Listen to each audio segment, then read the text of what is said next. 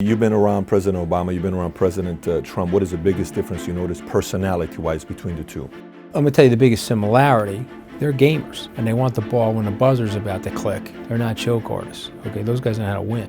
I went into the White House with a chainsaw and a hockey mask, right? But he wanted to hit me as hard as he could hit me. You don't fire a guy like me like that. But you know what? When you're an entrepreneur, you're trying to create a win-win environment. You're trying to add value to people's lives. Who does President Trump trust today? I mean, I think one of the things that I'm proud of is I never broke ranks with the president.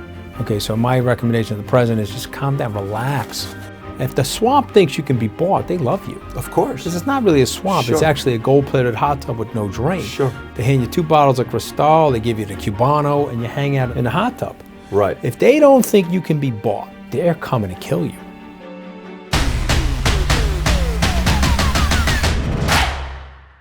All right, so today we're sitting down with the former White House communications director and the founder of Skybridge Capital, Anthony Scaramucci. Thanks for being a guest on Valuetainment. You got a good role going on, Patrick. I got a good role going on. You got a good role, yeah. You got a good vibe, you got a good aura, a great suit. I appreciate it. I can There's say the same thing about you. A lot of stuff going on here. So what's cooking? You got a lot of interesting things about yourself. Your background, you know, you've hung out with some big personalities. Obviously, I know who you are. When I was going deeper, I said, this guy went to Harvard at the same time Obama went to Harvard, and you guys played basketball together. Yeah. And you went to... was there, the Supreme Court. So how was he? How was he Elena going Kagan was the dean there. She's now on the Supreme Court. Yeah. You know, look, you got to get born in the United States, and Providence gives you a good brain if you're a hard worker. I hustled my way into Harvard Law School. So a lot of good things came out of that, right? I got at Goldman, and then I started my own business, and then I started the process of networking with a lot of people. You know, I mean, I grew up in a blue-collar family with a tight budget. You know, it was a middle-class family, so we didn't really have any connections in any country clubs or alumni networks or boarding schools or things like that. So, I mean, we had to make it ourselves. So who were you in high school? If you and I are 16, 17 in high school, who were you? I was at Guido, took dance lessons at Dance Finesse. You took dance lessons? I had every move that Tony Manero did, I knew how to do. Going to discos, we called them discos, they weren't even nightclubs back then. I was doing push-ups in the parking lot of these discos, try to pump my chest up from my Camaro. I had extra shirts in the car in case I wasn't having a good time in there, like connecting. I would go back and change my shirt, just to change up the karma. Come on. I learned how to drive a car when I was 14. Got in my first car accident when I was 15. I was delivering motorcycles up in the Bronx and Harlem at age 17. Changed a chain on a motorcycle, replaced the carburetor. I had that kind of an education. And you have to remember, if you grow up in a motorcycle shop where I worked from 13 to 21, you learn a lot of what goes on in the street. You know, you got Hell's Angels coming in there, you got Malcolm Forbes coming in there, you got Billy Joel coming in there. I mean, it was a very wide, eclectic mix of people. And so I can, tell you something I'm very proud of. I always tease my uncle, who's 91 years young. Guy's an amazing guy. Really the first entrepreneur in my family. I used to tell my uncle that, I'm proudest of being the only person in Ghost Motorcycles employment history to go to the Harvard Law School. Only? Yeah, I am absolutely confident that. And like my mother thought it was Harvard Law School. They were absolutely. You went to Tufts University, right? Yeah. So when I called her, I got into Harvard Law School February 6, 1986, which was Reagan's 75th birthday. For those people following trivia at home, I called my mother, landline phone, obviously. I told her, she was okay. That's great. That's in Harvard. I said, no, Ma, it's Harvard. It's in Boston. Are you sure that's not in Harvard? It's Hartford Law School, right? She really didn't believe I you. had no clue. She had no clue. She didn't even know the difference between Harvard or Hartford or anything. They didn't care. Now, there were no books in the house growing up. That's pretty amazing for you to go to. Now, you went to get your JD and be a lawyer, and then you decided to go finance. So how did that transition take place for you to say, I'm going a different direction? I want to totally express to your viewers the level of naivete and my lack of global understanding, my lack of awareness. So I read an article in the paper my junior year at Tufts that lawyers at Cravath, Swaine & Moore, a law firm that probably would never have hired me, while the starting salaries in 1985 were $65,000 a year. So my pops was probably making less than that. And so I said, okay, this is great. I'm going to go to law school. I'm going to be financially set for life. I'm going to go become a lawyer at a Wall Street law firm. So what did I do? Got into Harvard. went down there and paid the tuition deposit, and I got the phone book of the Harvard recruitment firms. So every law firm in America that was recruiting from Harvard, and I got the alumni directory. And I spent 2 hours in the admissions area cross-referencing all of the law firms on Wall Street. I didn't realize that Wall Street meant you could have a law firm in downtown, uptown, midtown Chicago. I thought you had to be on Wall Street. So I looked at all the Wall Street firms, I typed up my resume, I dot plotted the alumni from Harvard at those Wall Street firms, and then I went down to Wall Street. I got the number 1 Wall Street, which was the Irving Trust building. It's now going to be a condo. But on the 28th floor, this law firm called Hughes, Hubbard & Reed existed. I rode up the elevator. There's no security. I get right to the woman at the reception area. I'm wearing my polyester suit, my polyester tie, and my polyester shirt. And I say, "Hi, how are you? I'm here to see Worthington Labscom, the 38th," or whatever, right? I don't want to give up the guy's name. He's probably know. So he comes out. He's got the suspenders on and the pipe. I mean, he's right out of Central Casting from like the paper chase. And he says, "We don't have a meeting. What are you doing here?" I said, "Well, from the Harvard Law School. I just got in. I'm desperate for a job. Can I come and see you in your office?" We talked for about 15 minutes. He says, "Okay, I'll hire you. I'll give you $8 an hour." I say, "Hey, can you make it 10? I had no money.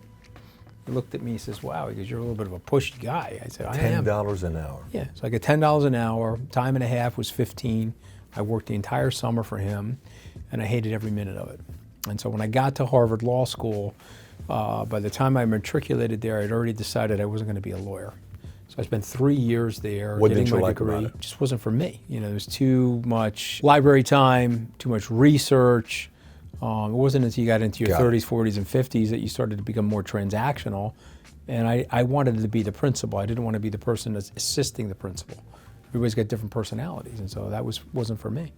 Spent 3 years in law school trying to be not a lawyer. I tell people I learned 2 things in law school. You want to hear what they are? Mm-hmm.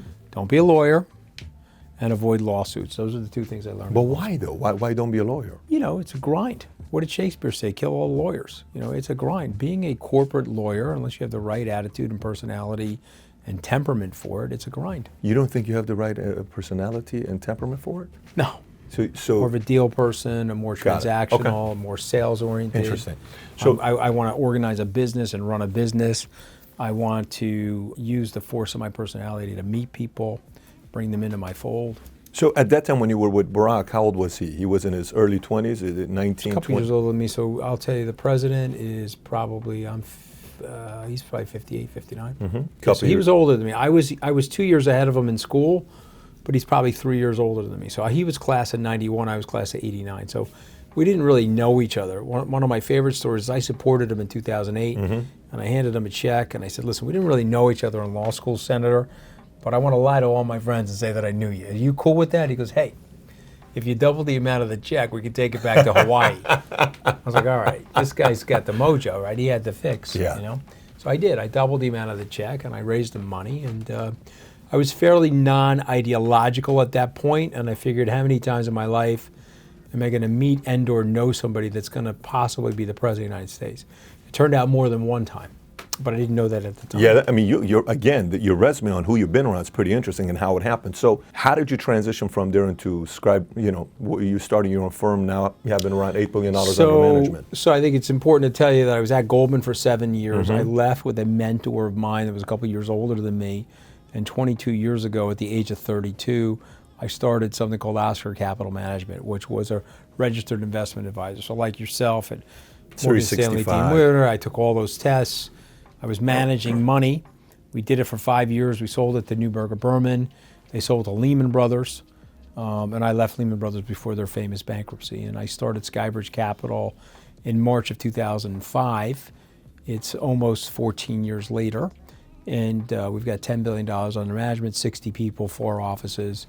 And for a very brief shining moment, I was in the comms department as the White House communications director for 11 days for President Trump.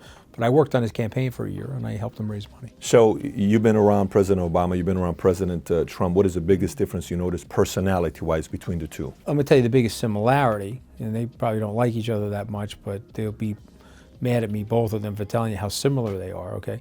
they're gamers. They want the ball. Okay, they want to put the ball in the hoop, and they want the ball when the buzzer's about to click. So these guys are gamers. They're not choke artists. Okay, those guys know how to win. The second thing about their personalities, they're very headstrong.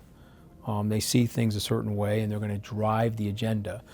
There's two different types of leadership, right? We've got a thermostat in this room. There's a certain type of leadership that says, okay, what's the temperature? And they guide themselves towards the temperature. And then there's another type of leadership that's a thermostat. I'm going to dial the temperature, and the world's coming my way.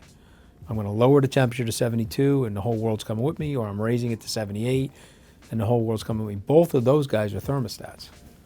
They're not thermometers where they're gauging the temperature. Like Secretary Clinton, all due respect to her, she's a very gifted person, but she's more of a thermometer.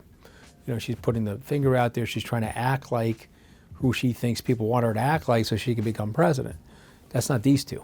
These two are like, take it or leave it. This is me. I'm going to grind you through the wall. And if you like me, I'm going to be president. If you don't like me, I got other things to do. So let me ask you, how are they different? Yeah. They're different in the sense that they see the world ideologically differently. The president, Obama, he probably sees the world through a peace and social justice model from classes that he took in the mid to late 80s about peace and social justice. And so this is more of like the Noam Chomsky and the SAUL ALINSKY sort of a model, that there's an unfairness and an unjustness in the society, and people of color have been treated unfairly, and we have to push their agenda to redistribute and make the society more balanced. Some of that's true. Some of it's philosophically, it's just purely, you think, philosophically? Trump is more, Trump is a guy that's never been discriminated against. So therefore, he's not racist, but he doesn't have any empathy for people that have been discriminated against because it's never happened to him. Got it. Obama would stand at Harvard Law School and try to hail a cab because he was black, he couldn't get one. Try to hail a cab at Columbia, he's raising his hand, he's not going to get the cab. So that stays with him. Of course, my grandmother, she was walking around here 70, 80, 100 years ago, said, Nina, no Italians need to apply. So Trump's never had any blatant discrimination that's manifested against him. So it doesn't make him racist. It just makes him not totally aware of that dilemma of people that have felt that discrimination in their lives. That makes them very different. That makes them think very differently about policy. What is it to work with these guys? Because I know you said something one time. You said Nixon once said people are willing to vote for somebody they dislike, but they're not willing to vote for somebody that dislikes them. I think you quoted that one time. That was Richard Nixon. Well, they were asking Nixon, he said, hey, they probably didn't like me, but they gave me a landslide. That was in the 1972 landslide. His point was that the American people are results in their orientation, but that presidency is a popularity contest, and it's a reverse of what you think. It's not that they have to like the guy, but they have to think you like them. Because remember, you're getting invited into their living room every single night. You're becoming an additional family member. They're going to know your voice as well as they know their children's voices and their parents' voices. And so there's a couple of things that have to happen. You have to be in the game with them, and someone that they think is championing them, or at least a large part of them. Going back to the personality, if I'm working with President Obama or President Trump, you get Trump that he gets the criticism saying, the first 2 years, senior executives on his team, 62% have been fired in the first 2 years, versus Obama, I think, is 24%, is when you look at these polls. How different is it working with a Barack Obama than it is working with a President Trump? Well, I mean, in fairness, I didn't really work super closely with Barack Obama. I bundled for him, met him a few times during that process. You fundraised for him as well, I think. That's what I mean. I bundled and went out and got money and bundled it together and handed it to his campaign, but I didn't really work with him day to day. I did work with the President Trump day to day. And so I can tell you about his personality. Very likable, gregarious, guy's guy when you're with him. But he is somebody that's very demanding. He does have a nature to his personality where if you're in syncopation with him, like Mike Pompeo is, then that's great. There's no daylight. They can telepathically finish each other's sentences. They're going to get along great. But if you're somebody like Rex Tillerson, that you're oil and water, you don't see the world similarly, or you're butting heads, or you're at intellectual odds, that's not going to work out. And if you're John Kelly, where you think your reputation is better than the president's, and so you think you're holier than thou, that's not going to work with somebody like the president. For me, I got in there at the wrong time. I got a good relationship with the president. Got in there at the wrong time. I made a gaffe. I made a mistake. I trusted somebody I shouldn't have. And Kelly used that vulnerability to wipe me out. And at that time, there was so much turmoil and uncertainty in the White House, I couldn't really get the support I needed from the president or from his family members to keep me. But the flip side is those people gave me the opportunity. I blew it with my mistake. I'm accountable as a human being, and I accept my firing. And, I mean, I think one of the things that I'm proud of is I never broke ranks with the president. I mean, I got blown up, humiliated in the media, excoriated, but you never see me break ranks. Yeah, no, I'm not that kind of person. If this was a you've probably seen Godfather many times. If this was a mob family, you didn't go out there snitching or throwing them under the bus. Matter of fact, you came out and said, "I apologize. I did say this in the past before when I was betting on other people to win, and I was betting on Romney or Clinton in the past or whatever it was." But I write in my book, the president started it. Yeah. So when I was attacking the president when he was a candidate. And and I only did it one time, it was for 3.5 minutes. And they showed that in perpetuity until I got myself fired. But what was happening was he was attacking the hedge fund industry. He started that fight. So how he likes to say he's a counterpuncher, I'm a counterpuncher, I'm a New Yorker. Sure. He started that fight. So one of the best tweets, and my favorite tweet is when he referenced me in the tweet on Saturday after I got my job. He said, "In all due respect to Anthony Scaramucci, I started that fight with him." You know what I mean? And so that diffused it right away. I said, "Look, I'm sorry I did that. I'm glad to be on the president's team. We were fighting with each other, but that's New York. If you and I knew each other, we're from New York, we could get into a spat. Unfortunately with him, because he's Donald Trump, everything ends up on a camera or underneath these lights. So it's recorded forever. It's like a tattoo." But I remember 10 years ago, they used to say a politician from New York cannot be the president. This was like 8 years ago when Chris Christie was, "Hey, what if he comes out?" Giuliani. And Giuliani was, "I don't think anybody from New York," and then Trump comes out and becomes who he becomes.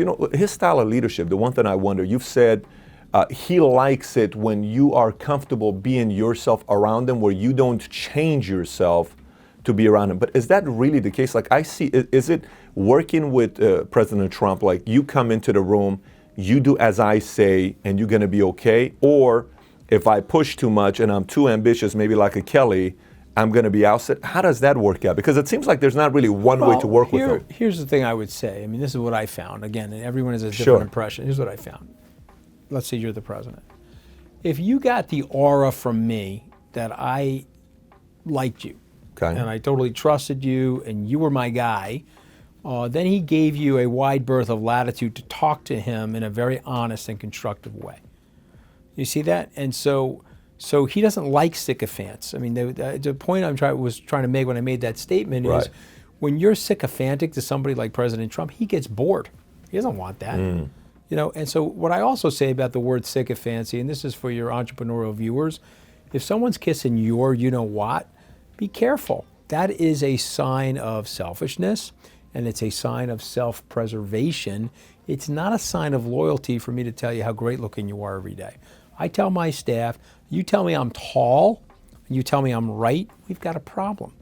You tell me I'm short and I'm wrong, now I know I've got a relationship with you. And so what I found with the president is you could be honest with him, you could be direct with him, provided that you were respectful, you respected his age difference between you and him, you respected his authority, you knew he was the boss and you were not, but you could be honest with him. As long as he felt from you, the aura was, "Hey, sir, I'm being honest with you because I want to see you soar. I want your poll number to go from 42 to 52. You see what I'm saying? Yeah. So he needs people. He doesn't have that many, but he needs people that will not alter their personalities when he walks in the room. And that's very hard because he's the president of the United States. You ever been in the Oval Office? Never have. It's a personality altering office. I've heard I don't know too many people that walk into the Oval Office and they're not awestruck, or they're not awestruck by the magnitude of the presidency, or they don't start thinking about the person that's behind that desk differently than they did before he got behind the desk. There's a flip in your brain. When you were a kid in the 3rd or 4th grade, well, you were in Iran, but I was here in the United States. You're a kid in 3rd or 4th grade, they're talking about the president.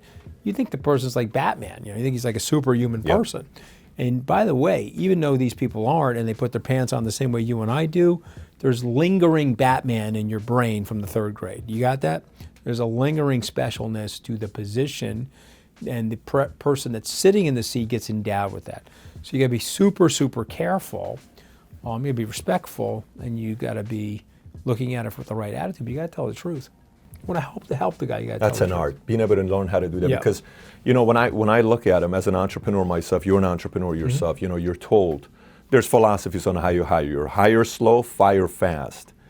I don't know if he's hiring slow. I don't know if he's hiring fast, firing fast. It almost seems like it's, all right, on the team, I don't know if you're going to fit. You come in, and so that goes against doing a little bit more due diligence. But it's different from being an entrepreneur, though, right? So the problem for him, he's got a fuse. Match gets struck on January 20th, you've got 4 years. So you've got about 1,200, 1,300 days. That's it. So now the match is struck and there's a fuse going. It's not like you running your business or I'm running my business. I get a 30-year run. If I run the business properly, I can think about it over a time continuum of 30 years. He's got a 4-year run, so he's probably cycling through people very quickly. Yeah, I'm quoting that because you said he runs it like an entrepreneur and he fires fast. You talked about the fact that he runs it like a startup. I think you're saying, in the adages, hire slow, fire fast, Yeah. and I like that adage. I'll probably start using it, but he doesn't have that luxury. He's hiring and firing fast. Do you think it's because he doesn't have a lot of allies? Do you think that's what it is? Well, it's that, and he had 2 disastrous picks as chief of staff. He made the classic mistake that somebody would make, and I probably would make the same mistake. He's a non-politician. Let's say that he wants to build a golf course. He's probably going to hire golf course people. Let's say that he wants to build a building or a condo. He's probably going to hire condo people. Okay, well, in this case, he was hiring people that are governmental people to help him build a government. And so, he put the creature of the Black Lagoon, in charge of the swamp as the White House chief of staff. I mean, this guy, Reince Priebus, is like a walking disaster. Okay, he is the elemental avatar of everything that America dislikes about Washington. And so he makes him the chief of staff. I never understood that. Why did he make him the chief of staff? Yeah, I don't understand. He made because him the chief of initially, you know staff how much because- they would go back and forth, and he says, I got a call from Trump. I said, he's not going to be the candidate. We're going a different direction. I'm talking 15, 16, like early stages he told of him it. to drop out on October. After the Access Hollywood tape, he told him to drop out. He hated the president. So why would he hire him, though? Well, I think what ended up happening was the president made correctly an assessment that there was a positive attribution to the Republican Party ground game that helped him attain the presidency. Got it. And he was trying to reward Priebus, and he thought he was a good administrator. But you can't hire the creature of the Black Lagoon to drain the swamp when every impulse, every grain of DNA in the person's body is to add more water, add more swamp water to the swamp.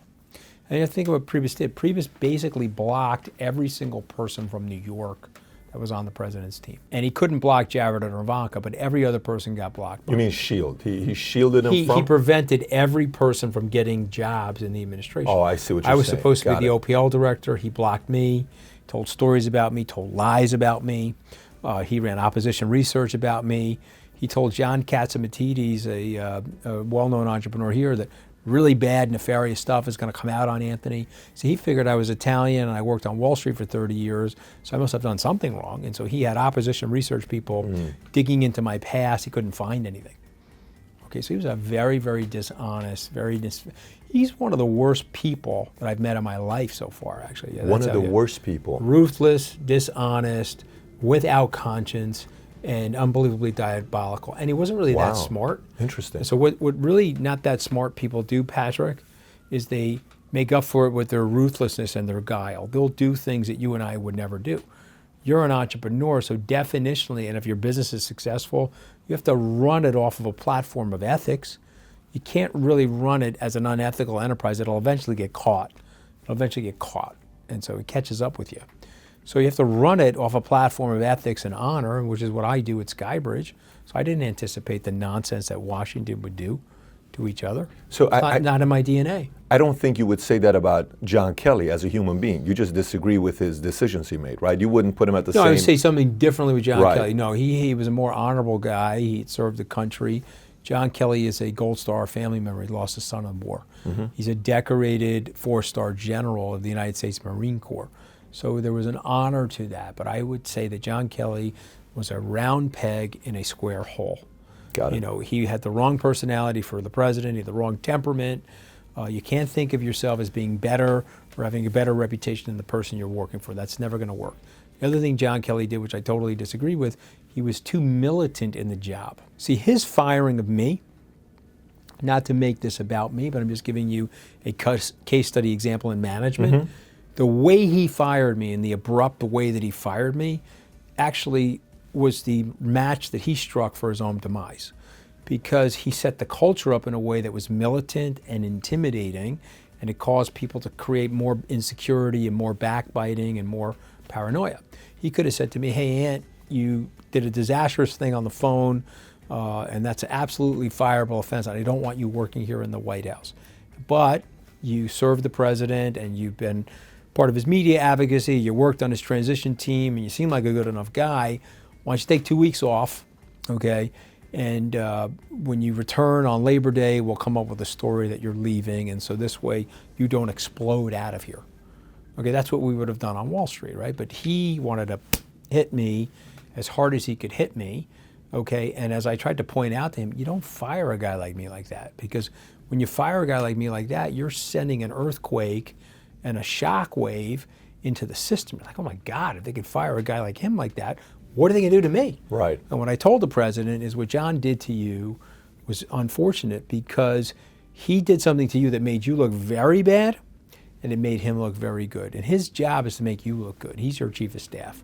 But it made him look good, like he's John Tough Guy in the John Wayne movie as a U.S. Marine, and you allowed him to do it to one of your buddies that helped you get elected.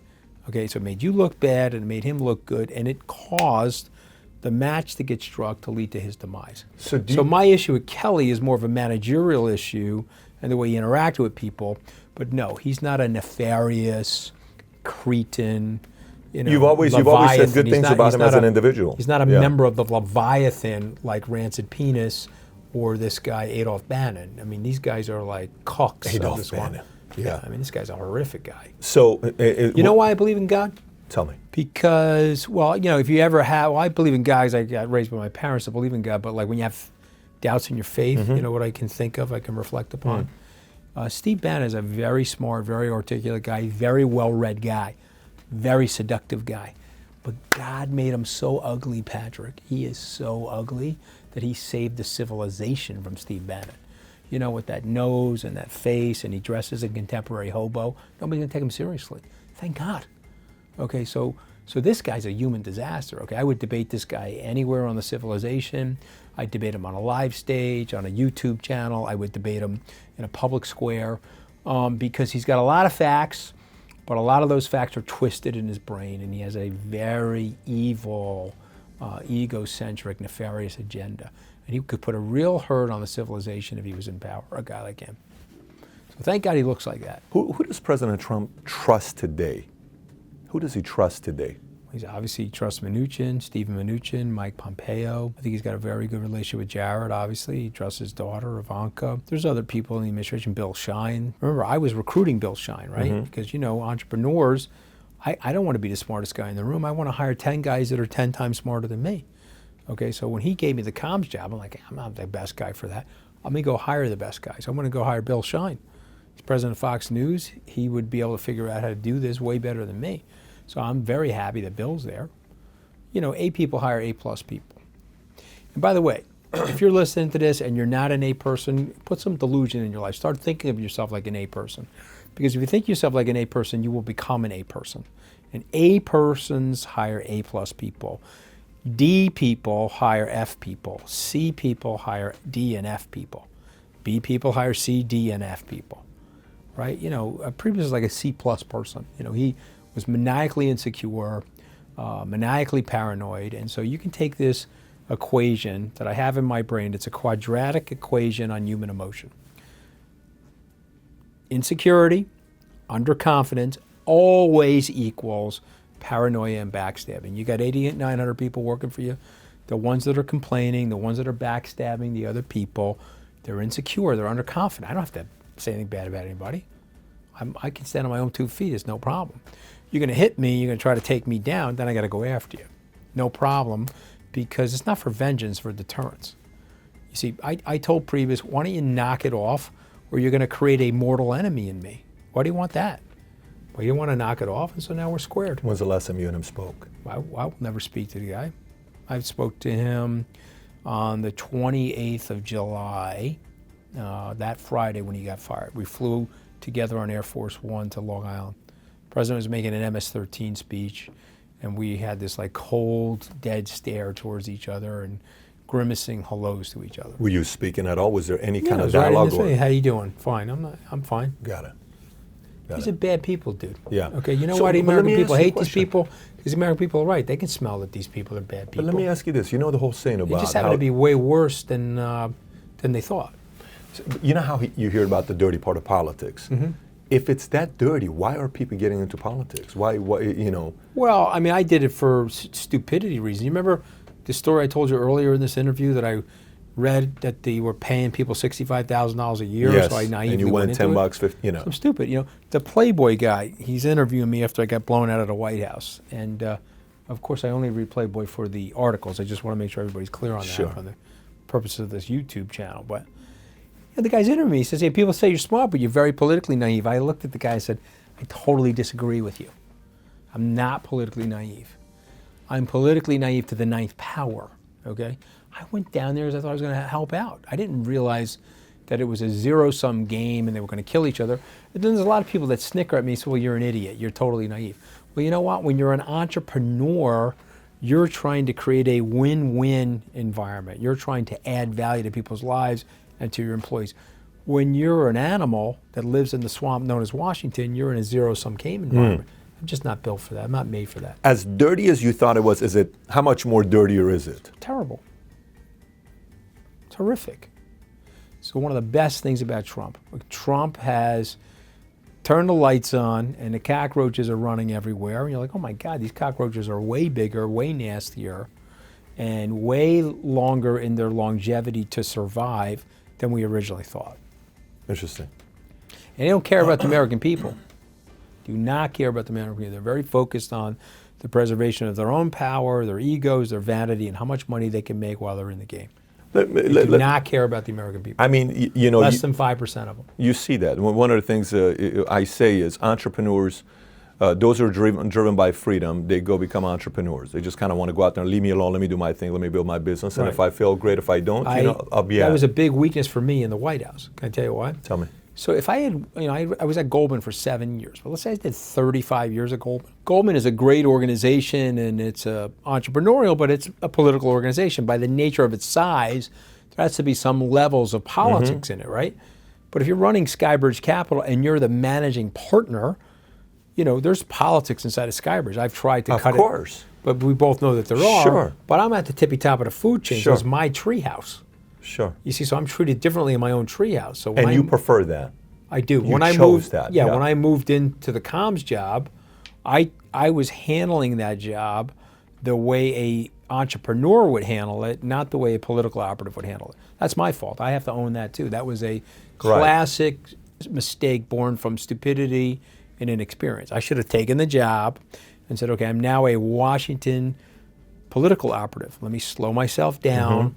Let me watch how these animals work with each other, and then let me pounce when I think it's appropriate. That's not what I did.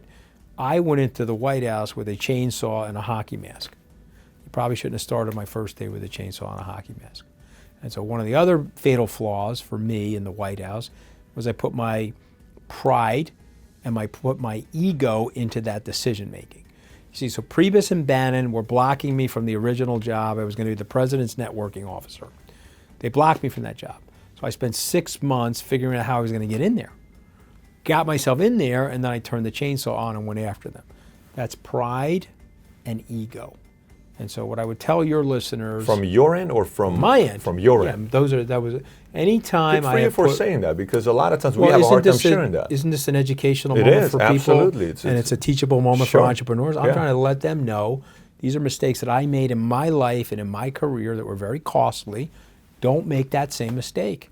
Learn from my experience. So I put my pride and my ego into the decision making and I hurt myself. Do you think a part And of it was... anytime I put my pride and my ego into my decision making, Yes. frankly, I have hurt myself. Yeah, because when I saw you on TV, you'd get up and you address the questions, poised, calm, like no one could get upset at you. You were just very, and that period, it lasted. I was like, oh, this guy's going to be around for a while.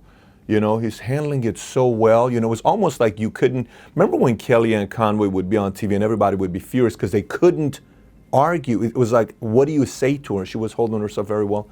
Similar thing with you, and then obviously you read about what was said and all that stuff, you know, on the call. I remember something though. I said that stuff. You should go listen to the recording.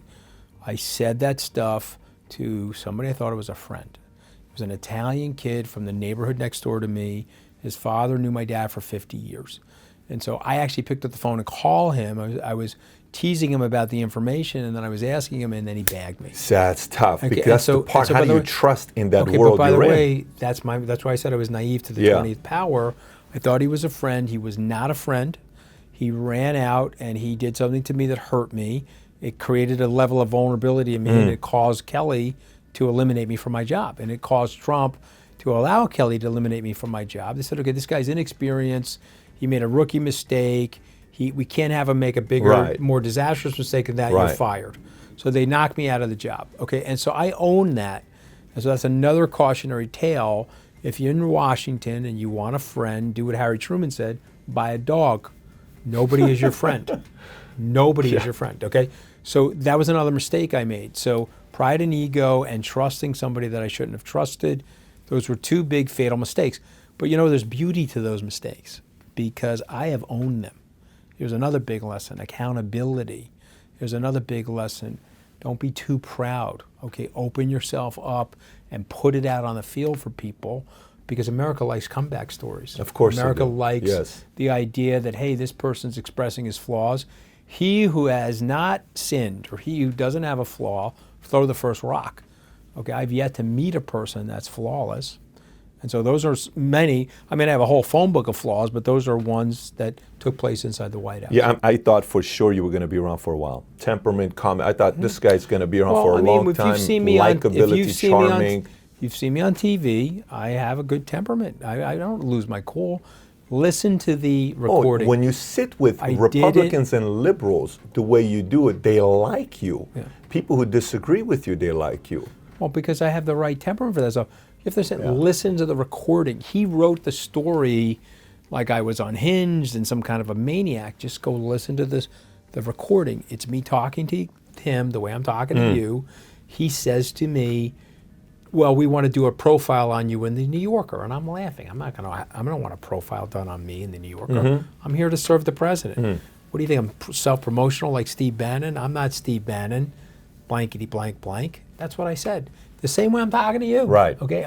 Except cameras are off. Yep. And he took the thing and he ran. I've never cursed on a live television show. I've never cursed on a interview. It's not my personality. But I'm a neighborhood kid. I grew up in a neighborhood. I was driving a car at 14. I'm working with Hell's Angels at 14. You don't think I've said a few curse words? Right. By the way, you think I'm the only person in the West Wing of the White House, in the history of the White House, that's cursed? I think everyone knows that. I think everybody knows that. It was used as a foil. The establishment wanted me out of there. You know, the press conference that you're referencing. So I give that press conference, 40, 50 million people see it. It lasts for 35 minutes. I come off the podium. The president liked it.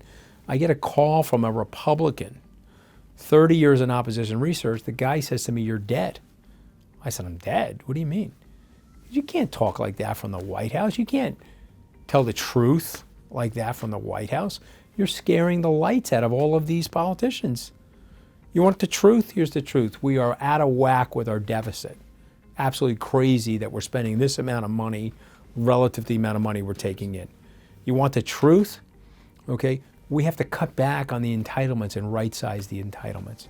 We've overpromised a whole generation of people. How did President Trump feel about the way he handled it? He was fine with it. No, he was fine with it. But the other guy's saying No. These elected leaders were calling this opposition research guy saying, "Hey, man, what do you got on this guy? We got to get rid of this guy. You can't have this guy telling the truth." Got it. This is like A Few Good Men. They can't handle the truth. Well, I kind of liked your approach, though. Okay. I kind of liked that. That made me, because you got Sean Spicer, you got... Sean Spicer's a joke. I mean, he's like Liar Spice. I don't know how he got hired. I have no idea how he got the job. Every Spice Girl has a nickname. His is Liar Spice. Okay, he's Liar Spice from the Spice Girls. I mean, come on. This guy's a joke. Okay, and also, you think that you can talk with that level of disingenuousness and get any credibility whatsoever? It's a joke. I never understood him getting that job. So look, I mean, but let me ask you this question. Let me ask you this question. Yeah. Here's a question for go you. ahead. So Michael Cohen, obviously you saw what happened with Michael Cohen. You saw his sit down with, I think it was, who was he with? George Stephanopoulos. Yes, and you see him and he's going back and forth and he's saying, what matters to me is my family, and I'm not going to let him taint my legacy, et cetera, et cetera. You know, Anthony, what is the difference between a snitch and a whistleblower today? I'm not a big fan of the whole thing, to be honest, right? So I think that the whole whistleblowing thing, for me, I'm not a big fan of that either. You know, I'm not one of these self-righteous moralists, okay?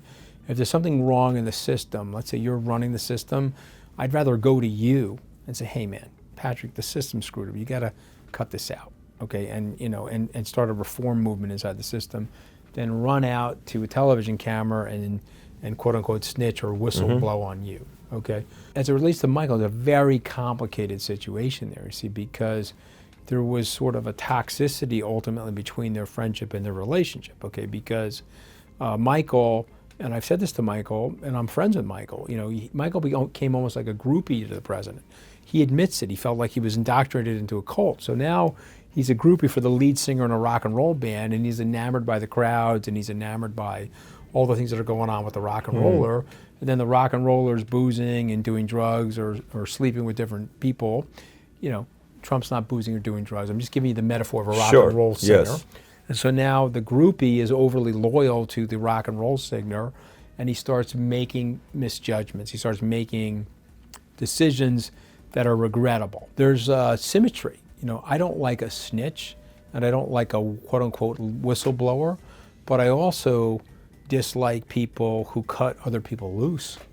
Okay, so if the president's guilty of anything here, it's asymmetrical loyalty. Okay, that's an accusation that's been made toward the president, and the president should really step back and think about that, okay, because loyalty is symmetrical. Loyalty should go both ways. So you can't expect somebody like Michael Cohen to be loyal to you if you're cutting him loose and blasting him on Twitter. That's not gonna work. You know, start blasting me on Twitter, we're going to war. You understand what I'm saying? You know, that's not, you know, I'm going to be very loyal to you because I like you as a guy. I may not like every aspect of you. I may not like the child separation policy. I don't like the disavowal of the intelligence agencies. I can select things. I mean, I like the broad strokes of your agenda, and I like you as a person. You know, Mayor Koch had a great line. We're in the great city of New York. What did he say? He said, if you agree with 9 out of the 12 things that I stand for, you should vote for me.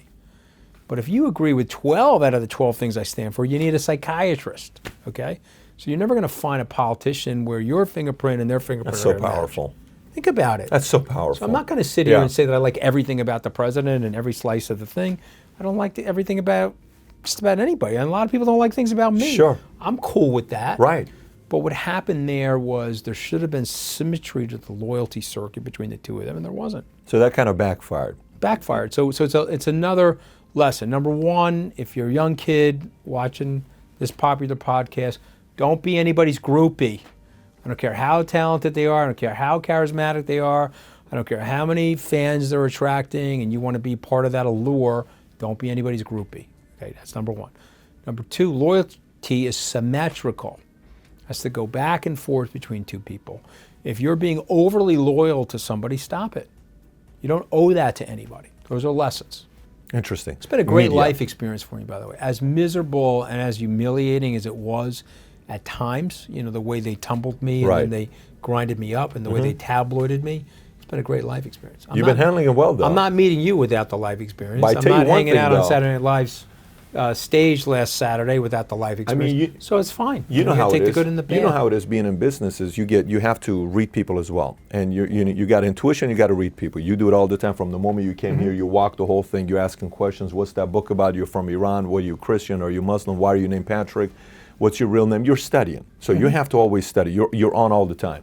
My study on you is I don't think you're done with being in the Oval Office. I don't think you're done doing stuff with politics. How am I going to do that? I mean, nobody is going to invite me back to the Oval Office. I don't Who's think so. Who's going to invite me back to the Oval Office? I think there's some, first of all. Somebody's going to invite me back to the Oval Office. They're not going to run the risk that I'm going to say something that I believe. First of all, it starts with aspirations. I think if you feel you can bring value, then that's the part. Like for me, If I know for a wanna fact I double can't the- bring value in a place, I'm not even listening. Patrick, here's what I'm going to do. I want Yeah. to double the size of my business, okay? And so I'm a young guy. I'm going to double the size of my business. 20 billion a year? 20 billion Yeah, I take under that. management? I got 10 billion under management. I go to 20 billion under Right. management.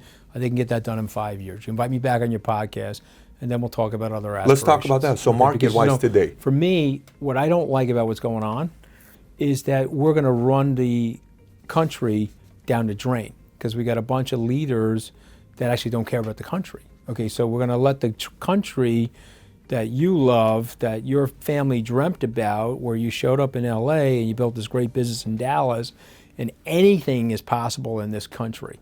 Okay, we're going to let the country go down the drain. I'm not going to let that happen. You going to let that happen? I'm not letting that happen. Absolutely not. But the flip side is they did a good job of crushing me, and they hurt my business, and they told so many lies it was just ridiculous. Okay, then they blocked me in the whole CFIUS process with the Chinese investor. The 10 billion, but they apologized. They came back and they apologized. You're talking about the $10 billion. No, but is my country a national? Is my company a national security risk to the country? It's a fund of funds.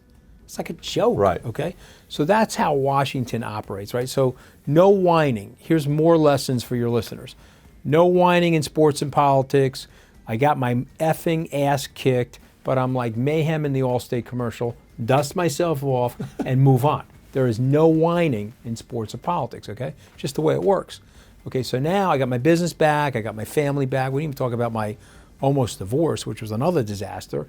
So I got my business back, I got my family back, I'm going to double the size of my business, and then let's see what happens after that.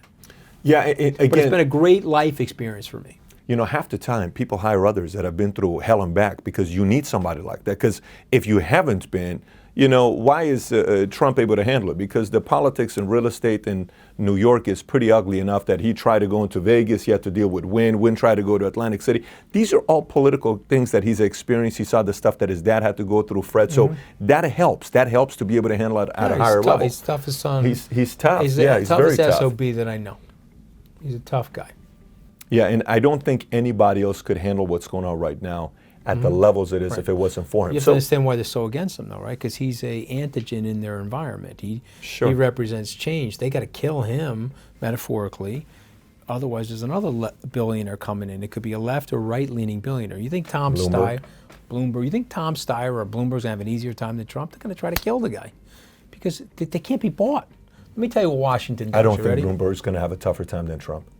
I don't think Bloomberg's going to have a tougher time than Trump. If you think he's going to get the nomination? No, I'm not. No, Okay, you're saying if he ascends to the nomination. No, presidency. not Okay. nomination. No, Let me- I'm saying if he sits. Let me tell you something. Okay? Yeah. Here's how they do it. They look at you. They say, bought, can't be bought. Bought, can't be bought. If the swamp thinks you can be bought, they love you. Of course. Because it's not really a swamp. It's Sure. actually a gold-plated hot tub with no drain. Sure. They hand you 2 bottles of Cristal. They give you the Cubano, and you hang out in the swamp with them in the hot tub. Right. If they don't think you can be bought, they're coming to kill you.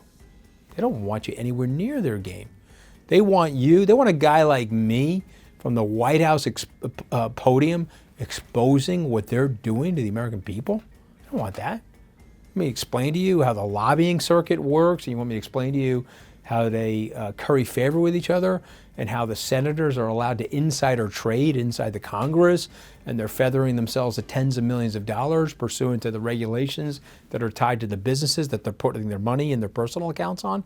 They don't want all of that exposed. Right. They got to get a guy like me back in New York, man. And by the way, we're going to opposition research you. They wrote a negative article about this poor company H&A from China every single week while I was going through the CFIUS process.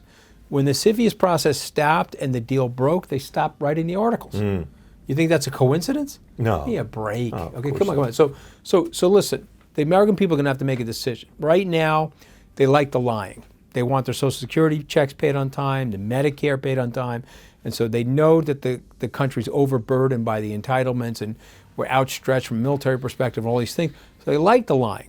Let's see how long we can perpetuate this thing, right? In the long run, John Keynes said we're all dead, so let's keep perpetuating this thing and see what happens. But you got kids, I got 5 of them. I don't want that. I don't want the country to be destroyed for those people. We're gonna fix it. You can't sit here anymore and say, oh, well, no, fix it. Fix the problem, address the problem. We have no politicians in the country, Patrick, that have a 25-year plan for America. You know anybody?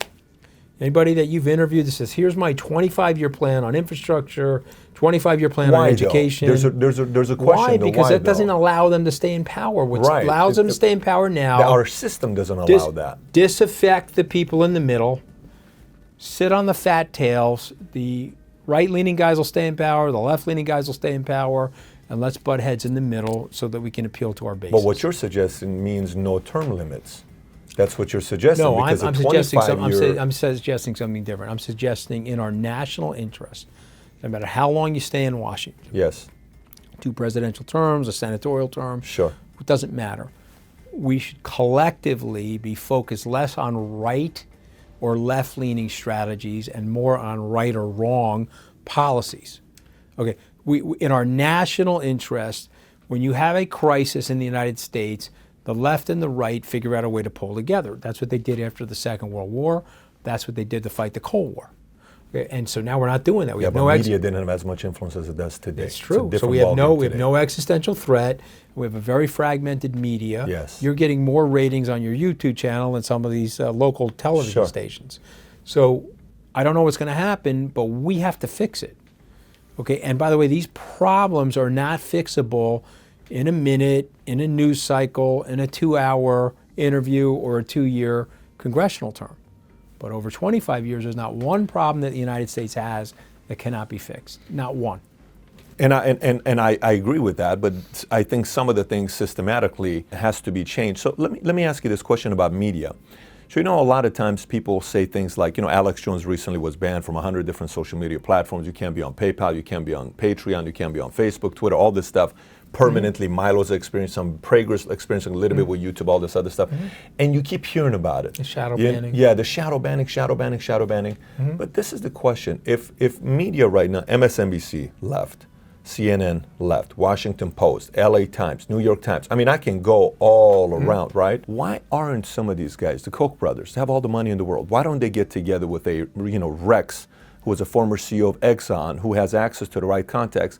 Why don't they create some kind of a social media platform? Why are they not investing into something like that? That's a good question. Maybe at some point they will. I know the Koch brothers looked at a couple of different media properties to potentially buy, and then they thought they'd have to go through too much FCC craziness. You know what I mean? The government, by and large, is left-leaning, and the policies and the bureaucracy is, by and large, left-leaning. And so what's weird about the whole thing is that the universities, very large percentage of the college professors are left-leaning, yet half of the students are right-leaning.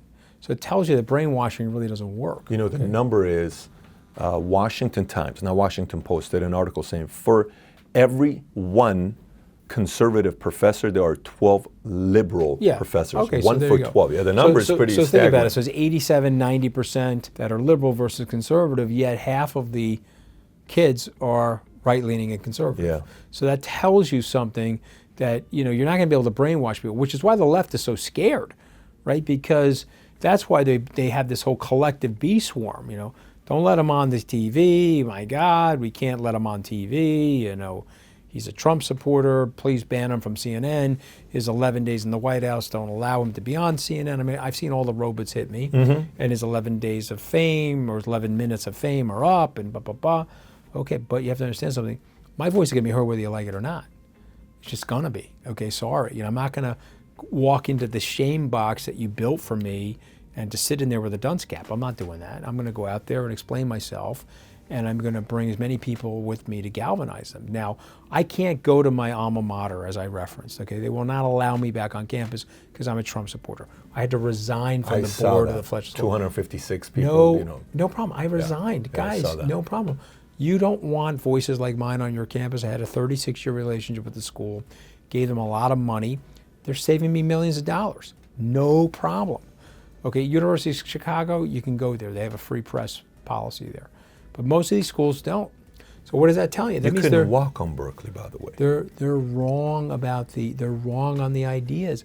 If they were right on the ideas, why wouldn't they allow a free marketplace of discourse on the ideas? But that's the concern, though. The whole concern is the fact that there aren't platforms that at the top they're open to both, right? There are not a lot of platforms that allow somebody to come and voice their opinions. Like, for instance, I've had Jerry Springer on. I've had Gloria Allred on. I mean, Gloria Allred, who she is, and Jerry Springer. And we've also had Alex Jones on, and we've had, Prager on. Sometimes I just wonder, why from the top some investment. If there's ever been a time to be able to buy a Twitter, to be able to buy, the guy from Salesforce just bought Time Magazine for $350 million, which is nothing to be able to buy some of these platforms. I don't even think he paid that much, actually. If you really look through the whole thing. The point is, think about the how long. return of the deferred comp. I only think he paid $180 million. But Time Magazine, when we were kids, is a different thing than it is today. It's a well-known brand, but it's in a fragmented environment. It's a much smaller pizza slice of what it was. Now, maybe he can innovate. I will tell you that the Washington Post, you got to give Bezos credit. Of course. The Washington Post is in a full-blown renaissance. He's hired great reporters. It's left-leaning, okay? It's not I'm not in love with the paper. I'm not in love with the paper's editorial section. But he's doing what you're supposed to be doing. But I am impressed with what they're doing, okay? As an objective bystander, I'm impressed. And moreover, I only did one thing of official record in the White House, other than assent to Sarah's position as press secretary. I turned the lights and cameras back on. People don't remember this, but Sean Spicer had the lights and cameras off, and he was trying to punish the press, not allowing them on television. Hey, dude, grow up, okay? It's the free press. You just did it and let me tell you something, okay? We got to hold people in power accountable. That's how it works in a free and democratic society. How do you think Sarah Huckabee Sanders is doing? As well as anybody can do in the toughest job in the universe. Seriously. Okay? That's the toughest job in the universe. Okay, there's a Martian right now observing the planet saying, well, I'm glad I don't have Sarah's job. Jesus, that's a rough job. Do you think President Trump's going to get reelected? I do. You do? Yeah. And knowing the fact that you're in the financial industry right now, you've been in it for over 30 years, $10 billion under management, what do you foresee taking place? I know March 1st is a big day for tariffs. I know Wednesday federal rates are going to go back up again. Opportunities and crisis, what do you notice? Yeah, what do you listen, see? I mean, the market's correcting right now. It's had a very big bull run since his election, but the bull thesis is still intact. If the Fed raises rates, which I predict that they will, they'll start to slow down the rate hikes to allow the economy a little bit more room for expansion, and I think you'll get the expansion. Tax cut is going to help. It's not a sugar high. There's actually real stimulating things that are happening in the economy, and he's making the economy from a tax effective basis. He's making the economy way more competitive globally, and so there'll be more flow of global capital into the United States. So all those things are very positive. The reason why I think he's going to get reelected is that the Mueller investigation, no matter what they say about him, will likely not knock him out of office. It will not, in my opinion, it may trigger an impeachment in the House, but it's not going to affect a release of office or a removal from office in the Senate. That's my opinion. If I'm wrong about that, invite me back and I'll eat crow. So I think he's tough enough to stay in the position. And what we know about incumbent presidents, it's almost impossible to knock them out of the game unless there's a steep recession. And we're not going to have that. There's too much cash flowing around. There's too much opportunity. The forces of deregulation that he set foot in the economy are going to still unleash a lot of economic growth. So I could be wrong. So you're bullish. If there's something bullish. Incriminating, way worse than what we've now been exposed to, and we've had 19 months of this sort of rigorous investigation, you got to find something. If they find something and they nail him to the wall and he's quote unquote unindicted or sealed indictment or something like that, maybe he gets knocked out of office. But I don't think so. And if that happens, you're seeing a big hit on the market, if that does take place. You would, okay. Yeah. You would see a big correction in the market. Last thing, lightning round. I'll give a name, and you tell me the first thing that comes to mind. Okay? Here's lightning round. Okay, Steve Bannon. Ideologically evil. Jim Acosta. Making himself too much of the story, but by and large, a very smart, good journalist. Joe Biden. He fumbles the football when he hits the line of scrimmage. Just look at his debates with John Edwards and Barack Obama and Hillary Clinton, and even going back to the Dukakis era 30 years ago. Joe's a very likable guy, but very hard to go up against the jiu-jitsu artist of mudslinging, Donald J. Trump. Bloomberg. Formidable adversary. Soros. And very competent. Oh, formidable adversary and very competent. Yeah, very competent. Yeah. If he wins the nomination, he'll give Trump a hard time. I think so as well. Soros. I think we do this to each other. We dehumanize and demonize people, and he's probably not that, but politics are probably not for me. But I don't dislike him. Okay. Beto O'Rourke. He's got a cool name. He looks like one of the Kennedys, and so he's going to get a ton of free media. Mueller. I think he's a straight-up guy.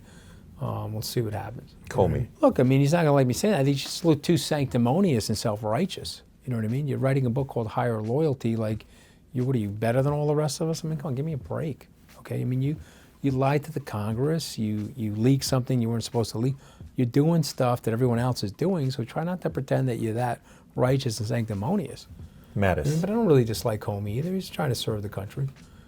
Mattis is a very smart, talented guy, very well read. Kellyanne Conway. She's a friend of mine. I think she's done a very good job, and I think that by and large, she's been unbelievably helpful to the president. Bernard Kerik. A close friend. He's a guy that, I'd like to see pardoned. President Trump. Flawed guy, very well intended. If he would just calm down by like 10%, his approval rating would go up 15. Okay, so my recommendation to the president is just calm down, relax. Okay, relax. You made it to the presidency. Calm it down a little. Be a little more strategic with the tweeting. Use that sense of humor that you were famous for at the 21 Club and famous for on The Apprentice and famous for in places that you and I know that we used to hang out in. Relax. Okay, and you're going to go up 15% on the approval rating. But he's a well-intended guy, and I want to see him do well. Very cool. Well, Valuetainers, you heard it from the one and only Anthony Scaramucci. If you got any questions, send us a tweet. My handle's going to be right here. His handle's going to be right here. With that being said, brother, pleasure. Really enjoyed having you on Valuetainment. Truly, really enjoyed it. Pleasure. God Thank bless. you.